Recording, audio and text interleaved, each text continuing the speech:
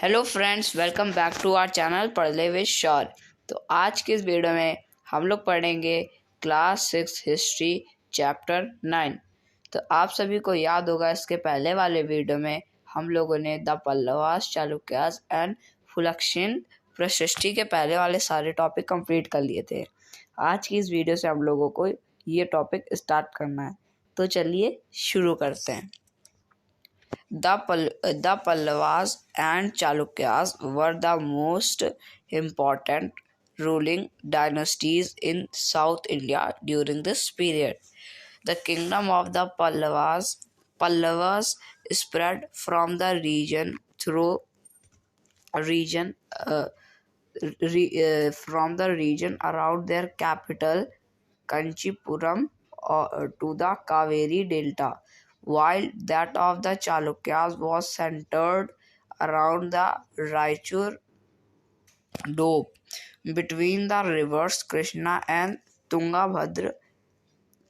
Aihole, the capital of Chalukyas, was an important trading center.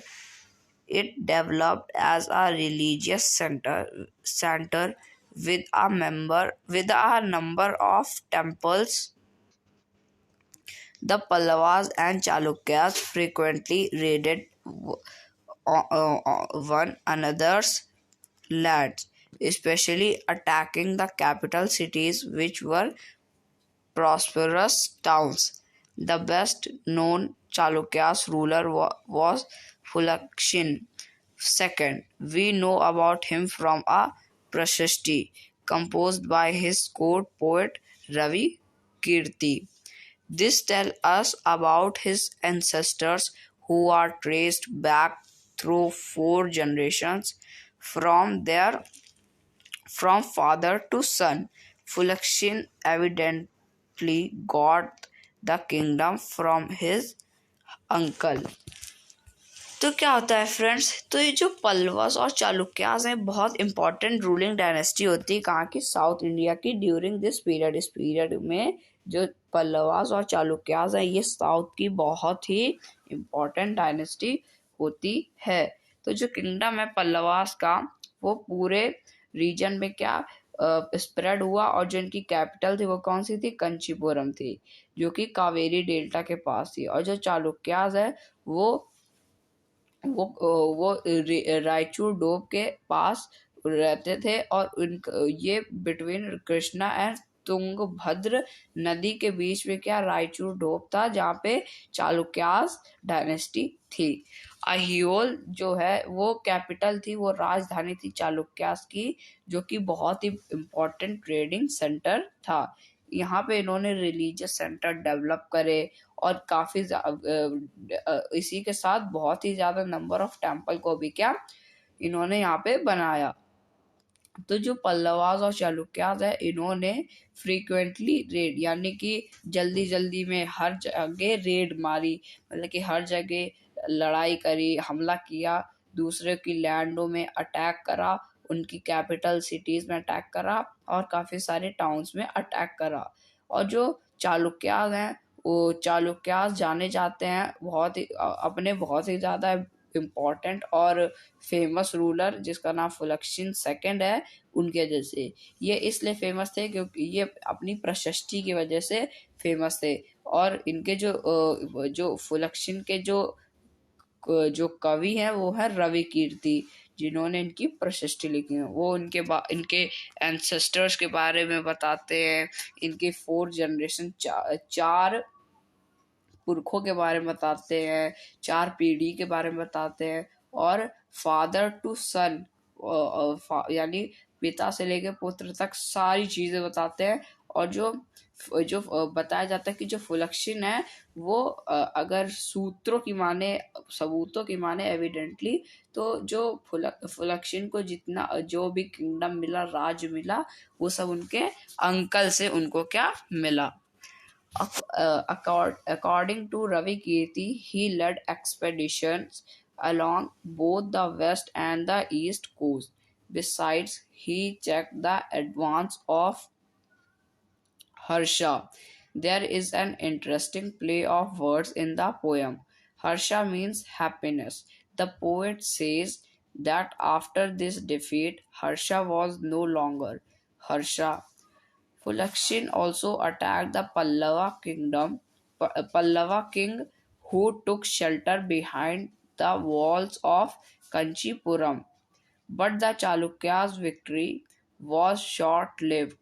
Ultimately, both the Pallavas and the Chalukyas gave way to new ruler belonging to the Rashtrakuta, Rashtrakuta and Chola dynasties, about which you will study in class 7. तो क्या होता है कि अगर रवि कीर्ति के according चले तो इनमें क्या बताया जाता है कि इसके जो एक्सपेडिशन होते हैं, मतलब कि जिनके एक्सपेडिशन थे वो कहाँ से, वो वेस्ट से लेकर के ईस्ट कोस्ट तक क्या फैले हुए थे। और अगर एडवांस जो चेक करें तो अगर माने तो ये जो और फुलक्षण है, ये जो हर्ष है, उनके भी क्या बहुत ज़्यादा एडवांस है और इन्होंने काफ़ी इंटरेस्टिंग वर्ड को प्ले करा है पोयम में। जैसे हर्षा, हर्षा मतलब क्या, हैप्पीनेस। और जो पोएट है वो कहते हैं मतलब कि जब डिफीट हो जाती है तो जो हर्षा होते हैं वो काफ़ी लंबे समय तक के लिए क्या वो हर्षा नहीं रहते। जो फुलक्षण है उन्होंने पल्लव डायनेस्टी के भी किंग पर अटैक करा, जो कि जो कि अपनी राजधानी में छुपे थे, जिनका नाम क्या है, उनकी राजधानी का कंचीपुरम, वहां पे छुपे थे, वहां पे भी उन्होंने क्या हमला करा। लेकिन चालुक्यास की क्या विक्ट्री होती है, लेकिन ये क्या जो इनकी जीत होती है वो काफ़ी छोटे समय के लिए होती है। फिर अल्टीमेटली जो पल्लवा चालुक्यास है, इन दोनों ने नए नए रास्ते दिए और ये क्या राष्ट्रकूटा और चोला डायनेस्टी में क्या इन्होंने हमला कर दिया। ये सारी जो डायनेस्टी है, चोला और राष्ट्रकूटा डायनेस्टी, ये सब हम लोग पढ़ेंगे क्लास 7 में। तो फ्रेंड्स ये जो हमारा टॉपिक है ये तो कंप्लीट हो चुका है। अब जो हमारा नेक्स्ट टॉपिक है वो है how were these kingdoms administered. तो इसे हम लोग स्टार्ट करते हैं। As in the case of earlier kings, land revenue remains important for these rulers. For these rulers, and the village remain the basic unit of administration. There were some new development as well. Kings adopted a number of steps to win the support of men who were powerful, either economically or socially or because of their political and military strength. For instance, तो क्या होता है friend कि अगर हम लोग earlier Kings की case देखें, जो अर्लियर किंग्स थे उन्होंने क्या काफ़ी सारे इंपॉर्टेंट रूलर्स थे जिन्होंने क्या लैंड रेवेन्यू करा, जो कि क्या एक बेसिक यूनिट है एडमिनिस्ट्रेशन की। और यहाँ पे कुछ नए नए डेवलपमेंट हुए, जैसे कि किंग्स ने अडॉप्ट करा नंबर ऑफ मतलब कि लोगों का सपोर्ट, ताकि वो क्या एडमिनिस्टर कर सकें और पावरफुल हो सके इकोनॉमिकली और सोशली।